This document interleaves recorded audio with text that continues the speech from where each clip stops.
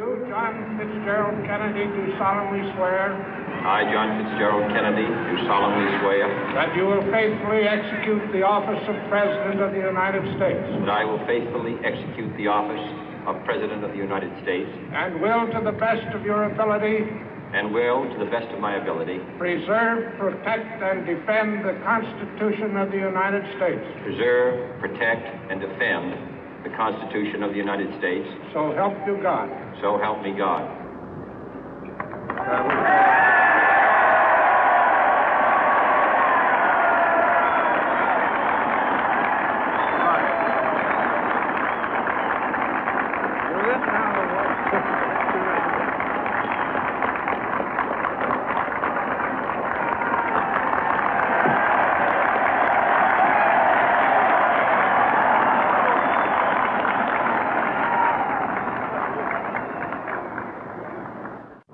Vice President Johnson, Mr. Speaker, Mr. Chief Justice, President Eisenhower, Vice President Nixon, President Truman, Reverend clergy, fellow citizens.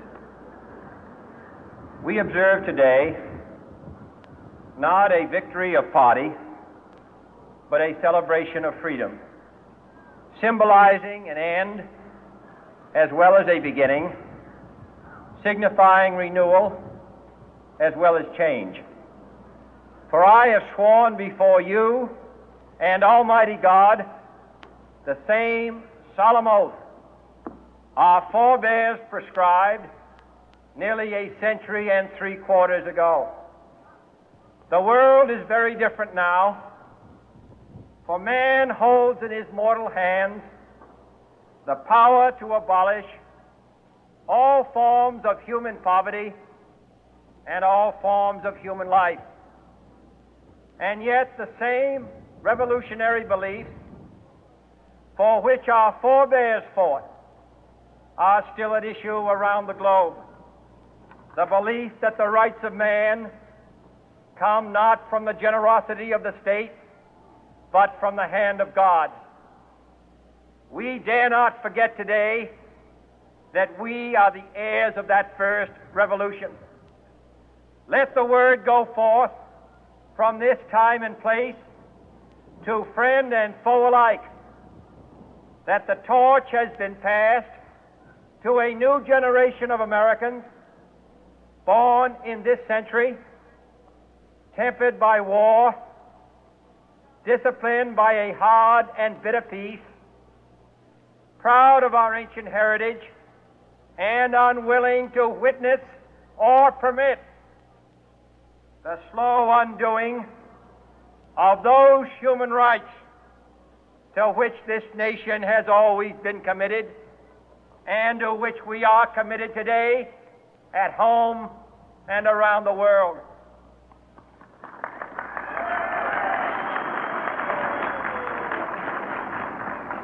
Let every nation know, whether it wishes us well or ill, that we shall pay any price, bear any burden, meet any hardship, support any friend, oppose any foe to assure the survival and the success of liberty.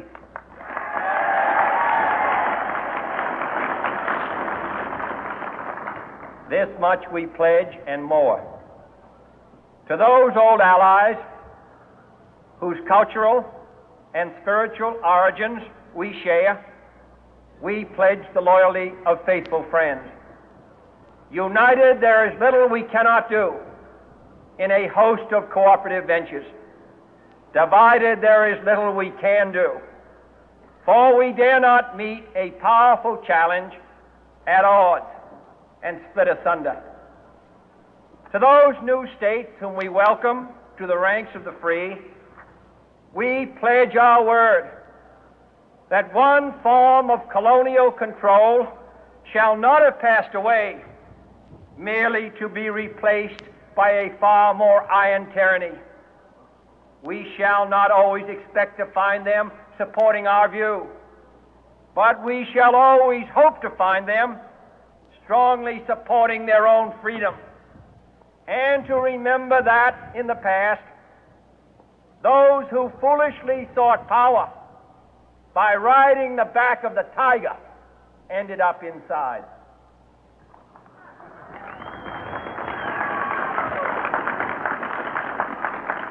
To those people in the huts and villages of half the globe struggling to break the bonds of mass misery, we pledge our best efforts to help them help themselves for whatever period is required, not because the communists may be doing it, not because we seek their votes, but because it is right.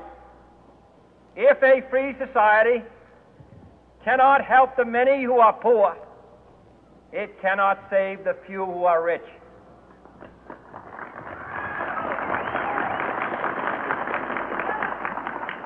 To our sister republics south of our border, we offer a special pledge to convert our good words into good deeds, in a new alliance for progress, to assist free men and free governments in casting off the chains of poverty. But this peaceful revolution of hope cannot become the prey of hostile powers. Let all our neighbors know that we shall join with them to oppose aggression or subversion anywhere in the Americas. And let every other power know that this hemisphere intends to remain the master of its own house.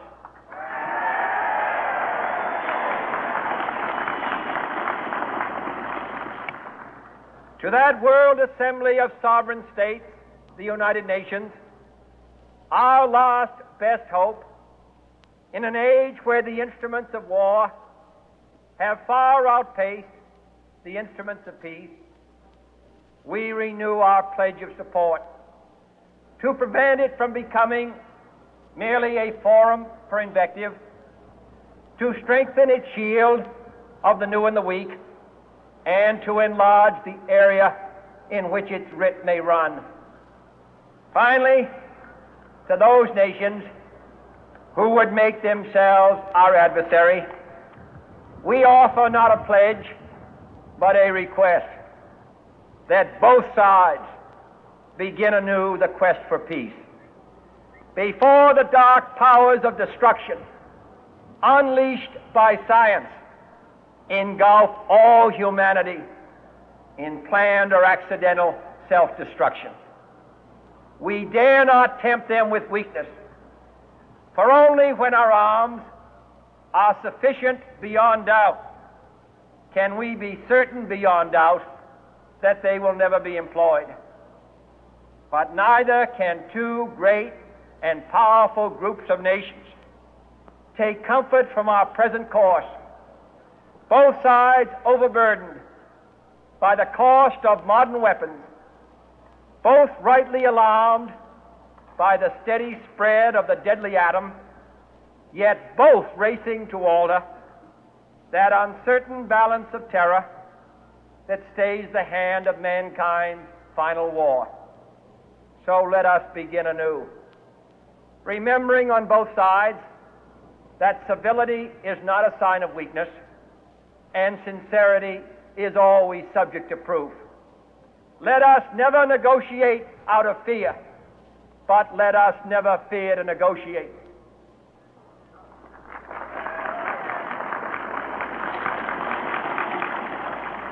Let both sides explore what problems unite us, instead of belaboring those problems which divide us. Let both sides, for the first time, formulate serious and precise proposals for the inspection and control of arms, and bring the absolute power to destroy other nations under the absolute control of all nations.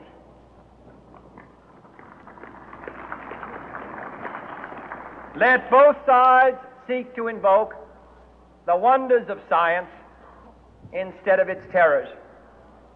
Together, let us explore the stars, conquer the deserts, eradicate disease, tap the ocean depths, and encourage the arts and commerce. Let both sides unite to heed in all corners of the earth the command of Isaiah to undo the heavy burden and let the oppressed go free. And if a beachhead of cooperation may push back the jungle of suspicion, let both sides join in creating a new endeavor, not a new balance of power, but a new world of law, where the strong are just and the weak secure and the peace preserved. All this will not be finished in the first 100 days, nor will it be finished in the first 1,000 days, nor in the life of this administration, nor even perhaps in our lifetime on this planet. But let us begin.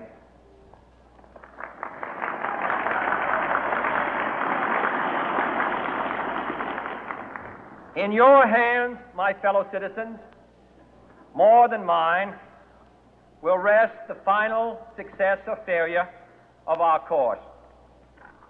Since this country was founded, each generation of Americans has been summoned to give testimony to its national loyalty.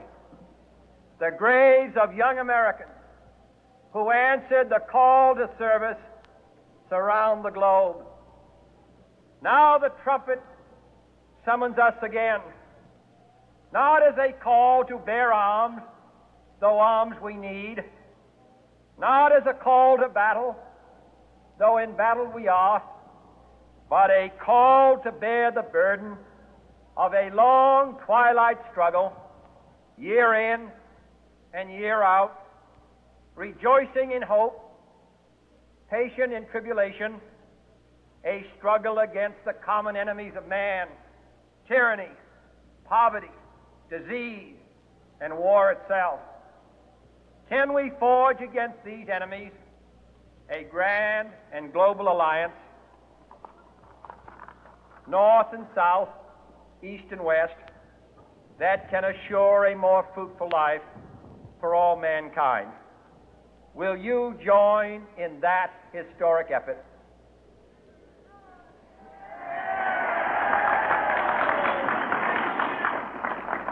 In the long history of the world, only a few generations have been granted the role of defending freedom in its hour of maximum danger.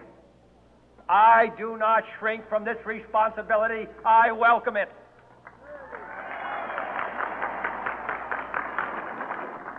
I do not believe that any of us would exchange places with any other people or any other generation. The energy, the faith, the devotion which we bring to this endeavor will light our country and all who serve it. And the glow from that fire can truly light the world.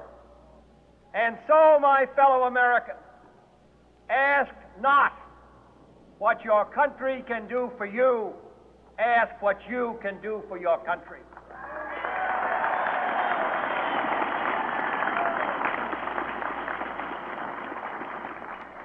My fellow citizens of the world, ask not what America will do for you, but what together we can do for the freedom of man.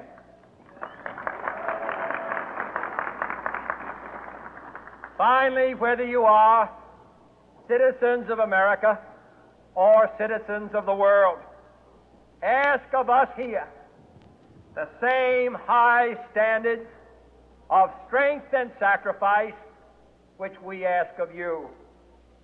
With a good conscience, our only